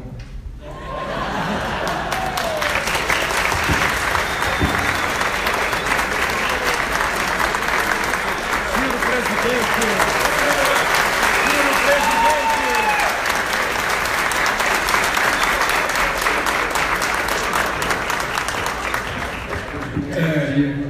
Perdão de dívida não é provável, porque, vamos entender aqui uma coisa, a dívida pública corresponde ao ativo da sociedade, lato sensu. Então aí está o especulador, estrangeiro, por exemplo, que toma dinheiro em ien a juro negativo e aplica overnight na dívida brasileira. Na hora que um cara como eu estiver perto de chegar ao poder, eles vão todos embora. Ou, enfim. Então, não é provável. Agora, o que você pode fazer, e o próprio canalha que usurpou o poder, está fazendo com velocidade errada, é acelerar a queda da taxa de juros. Porque, inacreditavelmente, a Dilma colocou a taxa de juros em 14,25% ao ano. Mas na data, o pretexto era de que a inflação esperada pelo tal mercado era de 11,5%. Então, repare bem, o juro que importa para o bem e para o mal é a diferença entre a inflação e o juro nominal.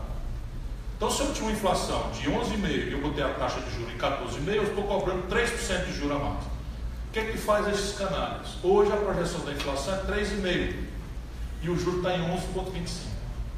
Ou seja, no meio da maior depressão da história econômica, o juro real está subindo. Então você vai ver agora, anotem aí o que eu estou dizendo, eles vão começar a derrubar no mesmo ponto, vão derrubar 1,5%, 1,75%, correndo, porque o ano 17 já está perdido. Então, o que tem que fazer é trazer a taxa de juros de forma consciente, responsável, etc., etc., para um patamar consistentemente abaixo da rentabilidade média dos negócios. Então, os empresários vão mudar, não é porque são bonzinhos, é porque eu encerro a esquizofrenia que está na cabeça da burguesia brasileira. Quando ele está na indústria, na roça, na produção, no comércio, ele sente que tem uma coisa errada. Mas ele, de qualquer forma, ele extrai um excedente e bota no juro. Aí ele entra em parafuso, ou seja, ele perde na empresa, mas ganha na pessoa física nos juros exorbitantes. Você imagina, os irmãos Marinho tem 14 bilhões de dólares de fortuna pessoal, cada um deles. Aplicado a juro brasileiro, sabe o que é? Você imagina, 14 bilhões de dólares vezes 3 dá 42 bilhões, é isso? 42 bilhões de reais a juro CDI, que dá 11,25, vamos supor que ele aplica, ele tira 11% sobre 42 no ano. Não vai querer investir em nada, coisa nenhuma. Mas se eu trago isso para baixo, e aí, por exemplo, o aluguel de imóveis passa a ser mais rentável e tal, começa a dirigir o dinheiro para as atividades produtivas. Esse é o grande movimento que o Brasil já pode fazer agora. E não faz porque o país está montado como uma ferramenta de transferência de renda de quem produz e trabalha para quem especula. E a diferença é que quem produz e trabalha é a maioria desinformada ou com essa esquizofrenia de interesses contraditórios, e quem especula são as 10 mil famílias do baronato brasileiro que mandam na República. Financiam os partidos, desmoralizam quem eles não gostam na imprensa e assim sucessivamente. A indústria e o mercado. Você acha que é possível? Você percebe com muita inteligência que isso não é um desafio trivial. Por isso que o mercado sozinho não fará. Mas, por exemplo, eu estou separando 4 blocos, né? Vou até fazer a adaptação que o governo me sugeriu, mas são 4 blocos que eu não escolhi por arbítrio. Vamos dizer, complexo industrial do óleo e gás, que pode perfeitamente ser alargado para o complexo industrial da energia, né? Mas o óleo e gás, só a conta óleo e gás, o buraco daqueles 124 bilhões que eu falei, dá 25. Então aqui o dinheiro já está sendo gasto. Eu tenho uma distorção de mercado possível que está na minha mão, que é a Petrobras. Então eu emito 50 bilhões de reais de título, converto esses títulos e debêntures conversíveis em ação, puxo o capital da Petrobras mediante o compromisso dela retomar o seu plano de investimento. Concluiu com o PERJ, refinaria Prêmio do Maranhão, refinaria Prêmio do Ceará, não sei o que, ela tem com esse projeto que ela suspendeu tudo. Então isso aqui eu preciso fazer que a engenharia pesada brasileira volte ao mercado. Então eu tenho que chamar todas as corporações e fazer um acordo de leniência severo, porque a gente tem que aprender e ajudar o povo a entender que quem é corrupto é gente, a empresa não é corrupta. Nenhum país do mundo destrói sua expertise. E agora cada lista está acontecendo o seguinte: o seu Pedro Parente, que dirige a Petrobras, fez agora uma carta convite para 17 empresas estrangeiras de engenharia pesada. Ou seja, invertendo um dos raríssimos setores onde o Brasil é protagonista global e tinha superávit. Então agora nós vamos produzir passivo externo líquido em serviços de engenharia.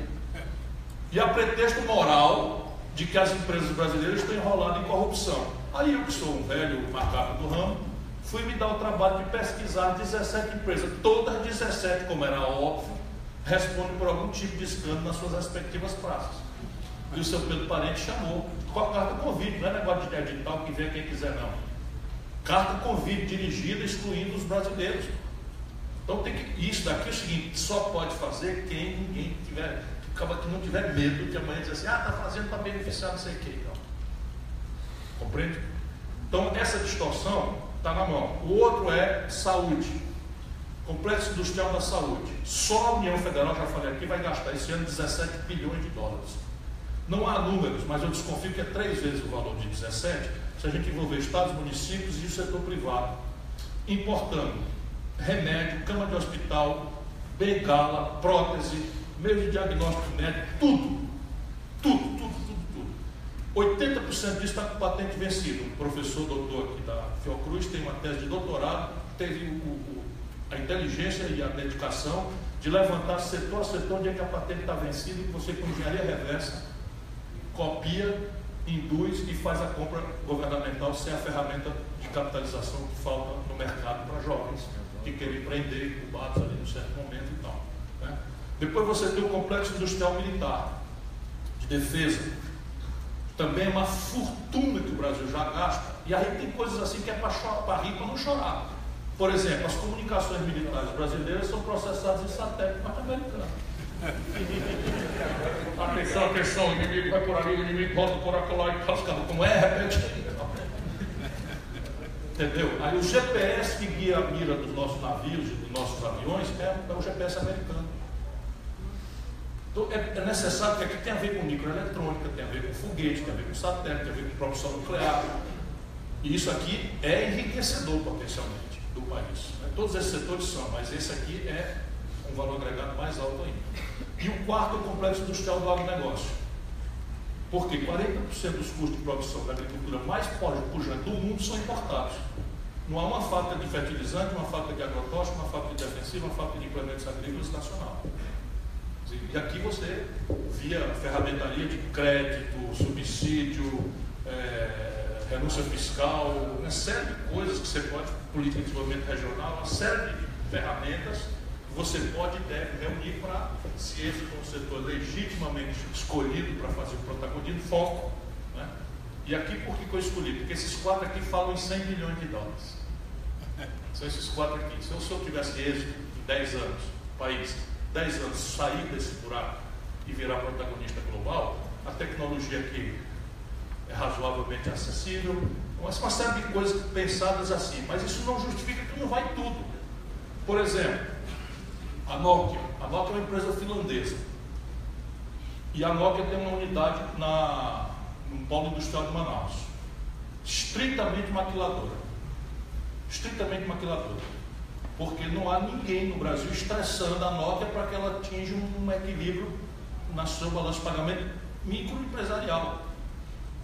Então repare bem, eu vou fazer aqui um incentivo para você exportar e vou lhe dar a tarefa de você verticalizar a produção no Brasil, nacionalizar quanto possível, com tais incentivos e eventuais punições. Compreende? E aí no nível individual a Nokia passa a ser superavitária ou equilibrada. Aí eu vou para outro, mas isso é preciso que tenha ideologicamente o governo comprometido com isso. Que a sociedade entenda que essa prática é o que se impõe, isso é que se chama de política industrial e de comércio exterior. E aí, falar em comércio exterior, para terminar a resposta, o Brasil precisa desesperadamente de, ao construir o seu projeto nacional de desenvolvimento, buscar lugar para ele na ordem internacional. E nós estamos trabalhando isso sem botar o povo na jogada. Qual era a ideia? BRICS. O que é o BRICS? É a reunião do Brasil, Rússia, Índia, China e South Africa. O S é de África do Sul. É o único que é inglês. Pois bem, o que esse BRICS pode nos dar? 3 essencialidades para essas tarefas aqui. Primeiro, um regime de preferências comerciais que nos permite ganhar escala. Então nós vamos começar a construir um polo farmacêutico e de indústria, de complexo industrial da saúde, estressando os chineses, estressando os russos, os indianos, para nos darem regime de preferência comercial, de maneira que o meu empreendimento nasça não com a escala do mercado doméstico brasileiro apenas, mas com a escala do mercado global, por um regime de preferência. Porque se deixar, a China quer do Brasil que nós sejamos o quintal deles, para produzir comida barata e minério de ferro in natura para eles. Se deixar, mas como eles precisam vitalmente da gente, a gente tem uma margem, se soubermos o que estamos falando, se entendermos que o país precisa ter ativismo, né, no modelo de Estado, projeto nacional e tal. Segundo, para além da preferência comercial, o Brasil tem aqui a possibilidade de transferências tecnológicas sensíveis.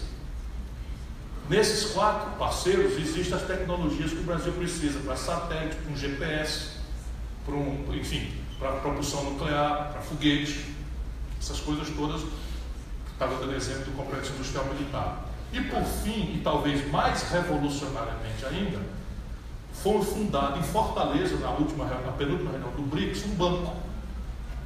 Então é a primeira agência de financiamento multilateral que nasce depois da Segunda Guerra Mundial, imune ao controle do ideário norte-americano, do ideário de Washington, que tomou conta de Fundo Monetário Internacional, Banco Mundial, etc, etc. Então o Banco do BRICS pode ser a primeira grande instituição multilateral de financiamento global capaz de financiar experiências institucionais inovadoras como essas que eu estou sustentando no Brasil.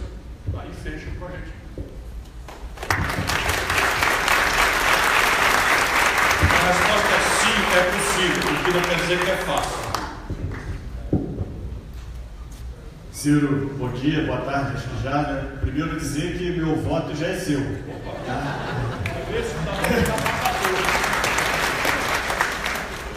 Ciro, eu estava vendo números outro dia que apontam sonegação fiscal na casa de 14% do PIB, certo? Você tem quem sonega, a gente sabe, então a classe média, o pobre, o imposto é retido na fonte ou sai direto do consumo.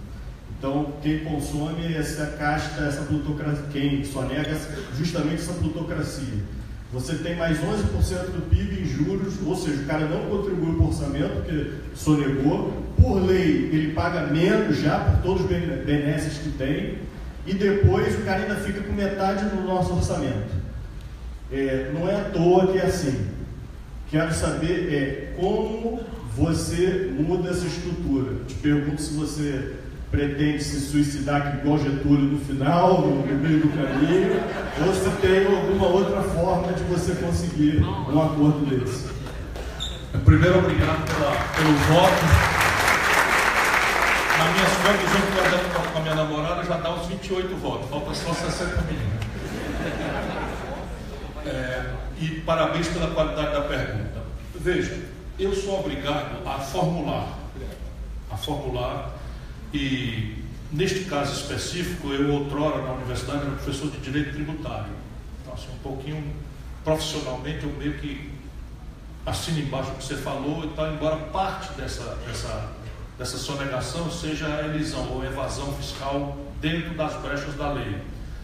E parte disso são insuficiências do processo executivo do fisco e desse CARF, que virou um ambiente de ladroeira completa. Isso tudo tem solução, enfim, relativamente simples, sob o ponto de vista institucional. Agora, você antecipa o que vai acontecer com qualquer governo que tente mudar as estruturas do Brasil. Então é o seguinte, renunciar eu não renuncio, porque entregou a missão, é para tirá-la feita até o fim, essa é a minha formulação. Acho que ainda estou novinho demais para me matar, eu também não pretendo fazer isso. E se eu fosse a Dilma, não teria cano nem capeta que tivesse me derrubado no primeiro ano de governo com impeachment fajuto, baseado em uma conta de ladrão, inclusive o meu próprio vice-presidente. Isso foi a luta. Agora começa a luta. Aí, repare bem, é preciso ter muita serenidade e muito conhecimento de causa, experiência para entender o seguinte, que você tem que administrar o Brasil com um misto em que você acha, e vai ser a ciência do êxito, vai ser achar esse ponto exato entre negociação e intransigência. Negociação é necessário, enfim, como eu estou tentando, por que eu estou dizendo, não me ouçam como candidato e tal, eu vou estressar ao máximo o conjunto de ideias, torná-las o máximo públicas possível, tentar que muitas pessoas sejam capazes de repetir as minhas ideias antes e tal, aí vamos que derem fé e Deus ajuda e tal, eu viro candidato. Então eu vou ter um exército de gente, eu viro eleito, eu vou ter um exército de gente na minha crença que me ouviu falando antes, que sabe do que se trata, que eu preveni que ia ter conflito e que eu ia procurar um limite entre negociação e intransigência e que eu não quero ser dono da verdade, muito menos ditador. Todo mundo foi ouvindo e que o problema é aqui, é juros, baixar a taxa de juros, eu estou dizendo. Em vez de votar no fulano, deixa que eu chuto, as pessoas serão, por mim, estimuladas a votar num conjunto de ideias. Isso já é uma coisa muito pragmática. E aí eu volto para a minha experiência no Ceará. Por que a gente não perde uma única eleição lá? Não é porque a gente faz milagre, não. O Ceará é muito pobre, cheio de dificuldades. Nós estamos batendo cabeça com o negócio de violência. A gente melhora a renda, melhora a escola, melhora a saúde e a violência só aumenta. Então, mas por que a gente ainda assim merece a confiança das pessoas? Toda a geração de jovens que nós vamos formar governa o Ceará. Não perde nenhuma sequer. Não é por milagre. É porque essa coisa aí que a gente faz de diminuir a promessa, de botar o povo na jogada. O limite é assim, nós vamos aumentar o imposto aqui, por aço, fulano vão brigar, mas vocês ficam sabendo que esse dinheiro veio para fazer e o cara vê que está fazendo mesmo. Então, é a diferença pequena ou diminuta entre a expectativa e o entregue é que permite você manter mobilizada a população. Isto feito, permite um pouquinho mais de tempo nisso, porque isso tem a ver com a confiança de que a gente pode experimentar um caminho novo, é entender, como ciência política, a lógica de impasse que o presidencialismo a norte-americana que nós copiamos impõe a todos. Isso não tem que ter medo. Por quê? Porque eu já falei aqui algumas vezes, mas a gente pode ter clareza. O presidencialismo tem assim, um órgão colegiado, deve ter o monopólio do desenho institucional do país, mas não tem nenhuma responsabilidade com a sustentabilidade desse molde institucional. Não tem responsabilidade com o negócio de Estado, não tem responsabilidade com a sanidade da economia, não tem responsabilidade com a qualidade da saúde, com a qualidade da educação, com a qualidade da segurança pública, porque todas essas responsabilidades são de outro órgão que, por sua vez, não tem nenhuma faculdade exaurir em si própria, a não ser o abuso das medidas provisórias, do molde institucional. Então, a tendência desse órgão aqui é diminuir imposto e aumentar a despesa. Ou seja, criar uma insustentabilidade que esse aqui vai se atar e fazer. Então, isto não tenhamos medo, isso é do erro ancestral que nós copiamos dos americanos. E por que nos americanos relativamente funciona? Não tem esse impasse? Porque nos americanos evoluíram de uma confederação. Então, lá, primeiro, eles têm o direito consuetudinário, o direito anglo-saxão não está tudo escrito. O que é lei é o que os tribunais reconhecem, que são as práticas aceitas modernamente e que podem, inclusive, retroceder. Determinados estados são a favor da legalização da maconha, outros não são. Outros legalizam o aborto, outros não. E não é o caso do Brasil. Tudo vai para a União, tudo é escrito, tudo exige quórum altissimamente qualificado, porque interessa ao pacto conservador essa estratificação. E, enfim, essas duas diferenças já são suficientes para explicar por que não funciona no Brasil. Como é que a gente atenua? Primeiro, parece ser fenômeno absolutamente orgânico ao presidencialismo, mesmo nessa lógica de impasse, que nos primeiros 6 meses, pelo menos, o presidente eleito tem a força de um cheque em branco. Seja ele quem for, venha de qual partido ou base social for, isto se repetiu em todos os experimentos. Como eu estou pretendendo ir para lá, eu estou querendo ver como é que eu me salvo de não me matar. Então, todos, por exemplo, o fenômeno mais exótico foi o Collor. Você elegeu um micropartido chamado PRN, fez um sequestro da poupança, que é um empréstimo compulsório por medida provisória, flagrantemente inconstitucional e ilegal. O Congresso votou, onde ele não tinha nem remota maioria, votou a favor.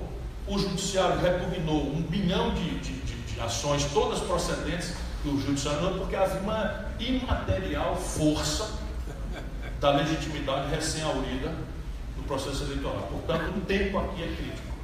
A moderação da promessa foi a primeira ponderação. A segunda é o tempo.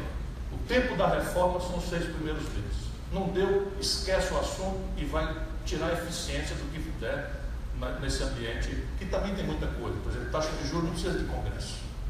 Política industrial de comércio exterior, alguma coisa assim, mas, enfim, não dá para fazer muita coisa. Evidentemente, você não será um presidente para a história se não conseguir reformar algumas questões estratégicas do país. E terceiro, nós temos que dar um passo adiante da democracia representativa para a democracia participativa, que já está anunciada na Constituição de 88. Então, negociar, ponderar,